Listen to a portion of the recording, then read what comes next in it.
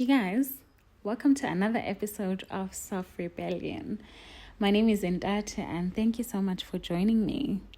Today, I'm actually getting to the heart of why I really wanted to start this podcast. So I've got a question. How do you guys show up when you're feeling inadequate or you're feeling like, oh, I'm not 100% myself? I know, for instance, that in the past, I've isolated when I'm not feeling like 100%. I go through the emotions alone. Like I detach from society. I go through things by myself until I feel well enough again to socialize, and this is really hard for me because at home, for instance, I'm known as the rich aunt. When I go home, I like to spoil my nephews. And if we've got visitors, my mom always has kids of her cousins and sisters coming over. So when they're here to visit us, I make sure that I take them out and expose them to a life that we didn't grow up with. All these things that I got exposed to broaden my worldview and made me dream even further. And I do that with hopes that perhaps they'll work hard at school and try to make those dreams a reality for themselves too. I'm the person who spoils my nephew, even my, younger sister. I enjoy that. All of that brings me joy, but suddenly I've become known as the rich aunt. I even enjoy spoiling my mother. Like, there's nothing that brings me more joy like that. As for my friends, if they're coming over, for instance, I will make sure that I get their favorite snacks. I had a friend of mine, Jojo, come from Cape Town, and she's the least fussy person I know.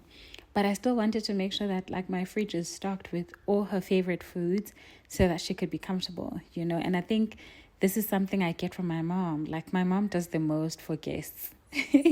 She's got this idea that a house that gets visitors is one that's blessed, So I think I've inherited part of that from her.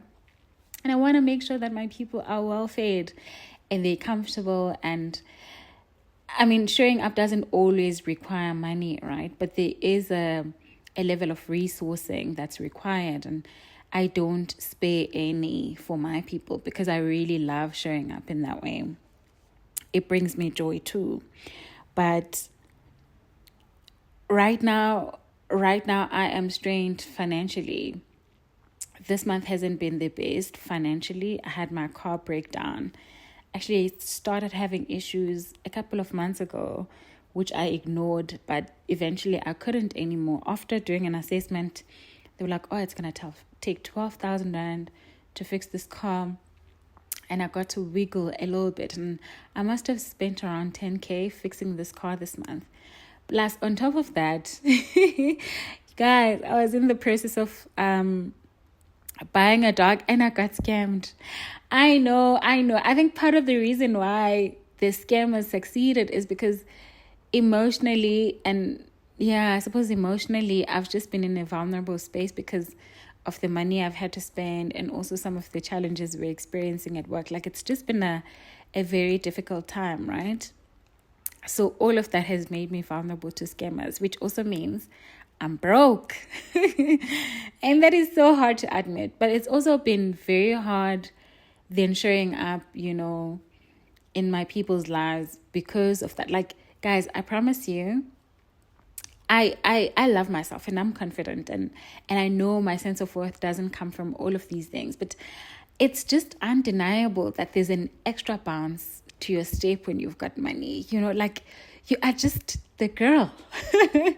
Like, you just vibrate differently when you've got money. I don't know about the rest of you, but that's how I am, So under those circumstances, knowing that I'm not in a financially comfortable position right now, a friend of mine was supposed to come over today, and a part of me was wondering, should I postpone this? Should I let her come?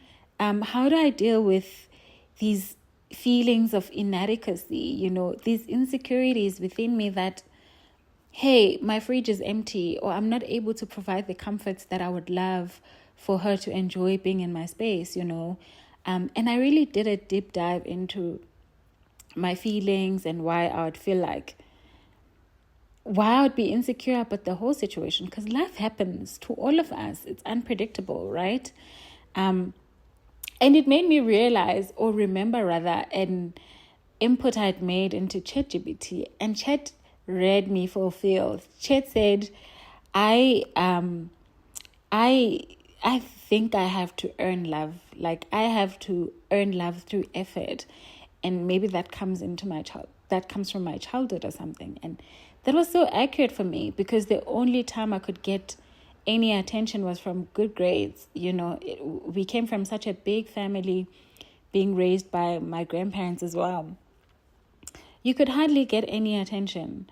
And so I had to be the good one. You know, I'd never, ever break any rules. You know, I was always the good one, well behaved, taking care of others, working hard at school. And I suppose that has grown with me and somehow translates to having to earn love, even love from my friends, love from my family as well. I remember the one time when I'd lost my job and my mom paid for my car. Guys, her and I were discussing this on her birthday in a couple of days ago. It was on Wednesday, I think. And I would sleep at my office. I'd just started a business and weren't generating any sales at the time. At least not enough to be able to cover all my expenses. And the car was one of the big expenses for me at the time. My mom sent me money for this, and I promise you, it was so difficult for me. I couldn't face her. Mind you, I've been supporting my family for 5 years non-stop before then, but suddenly when I had to be on the receiving end, it was just so hard. I'd sleep at the office. And obviously that wasn't safe, and my mom was so stressed out. She said she couldn't sleep, and I'm like, oh, imagine if we had just talked about this. Both of us would have met each other halfway. But anyway, I do digress. I think the point I'm making is just the deep sense of feeling like I need to earn, you know, people's love. I need to earn that through effort, through doing all of those things. And I don't know, like, do you guys feel like you need to perform for love? Like, at this point, because I feel like this is a performance, right? Like, this is me doing all these things to earn my friends' trust, to earn them their presence and their support and whatnot. And I mean, they are lovely people. I don't have to do all of these things for them to love me. And I'm sure they would enjoy my company anyway, because I am great company. But at the same time, how do you reconcile that with love as a verb? You know, love as a verb, you have to action it. You have to do something. And I suppose that's where, you know, how I show up stems from. I have to do all these things to show my people that I love them. I have to be there, you know. And I don't know, like, how do you also toe the line between loving someone as an action and showing up still, you know, even when you're not in a position that you can perform all these things, you know? How do you balance loving someone and allowing people to love you and still not feeling like a baggage? Because, I mean, I didn't think I had baggage for the longest time. And, you know, if you know my journey from TikTok, I talk openly about actively being in the market and wanting to find the love of my life, right? And so one of the conditions I've placed for myself is that I don't want someone with kids. I don't want someone who has been divorced or newly out of a relationship. That's just, you know, a few of the conditions I've placed around the type of partner I want to, you know, be in a relationship with. And that's partly because I see those things as potential areas of conflict for us. There's a lot of hurt that comes with past relationships, especially when one hasn't worked through those. Not to say that people who haven't been in a relationship for a long time don't have issues. I mean, I've been single for 4 years and I'm still here today, you know, performing for love. But But I do see how I've got baggage too. Like, this money thing is such a real one for me, because I would even not show up in a date if I don't have money. Like, I do not go on a date when I don't have money, in case that man leaves and I have to cover the bill, like, it's that bad. And I will not ask for money unless I've got. If I have to put myself in a position where I have to ask for help when I can't do it for myself, it is so difficult. Like, I will shake, but when I do have the money and I can do that thing, whether you say yes or no, it like, I'm unbothered by it, And for me, that speaks to baggage as well. Like, clearly there's emotional baggage there. And I suppose I do need to rethink what my boundaries are about, or my requirements are about someone with baggage, and yeah, I suppose that may be invisible, unlike someone who's got kids, for instance, or an ex-partner who may be walking on their 2 feet. So it's really given me a lot to think about. And I suppose, my moment of self-rebellion, just to bring this to a close, because it's getting longer than I intended it to be, I think I am so proud that I didn't cancel with my friend, and I was still open and willing to host her, despite my fridge being emptier than I would love for it to be, not asking what her favorite snacks are, and making sure that I get almonds, for instance, if she prefers almonds and I only have cashews, those kind of things. And yeah, the plan is that she's gonna eat whatever I've got. It's still uncomfortable as hell, and it feels, I am not guilty, but I still have insecurities about bringing her, even though we're not going to be able to go run in the morning on Saturday tomorrow, or go hike and then have this amazing breakfast. I'm not going to be able to do that, but I'll come home and I'll make pancakes for us. I got some fruits. Luckily, I could afford to get some fruits at least, so then we can do that.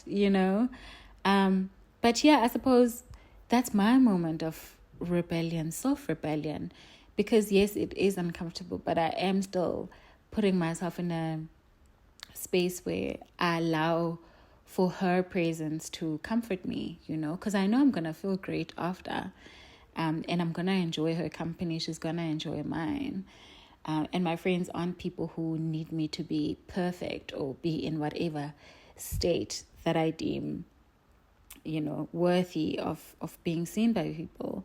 But yeah, let me know, Chummies, let me know how you feel around this whole thing, and if you let people in even when you don't feel like you're deserving of others' company, or you're not feeling like your best self, or the best entertainer, or whatever you're commonly known for, or that you think people love you for. Yeah, thank you so much for listening, and I hope you have the best rest of your day. And yeah, I hope to see you guys on the next episode. Cheers, enjoy your weekend.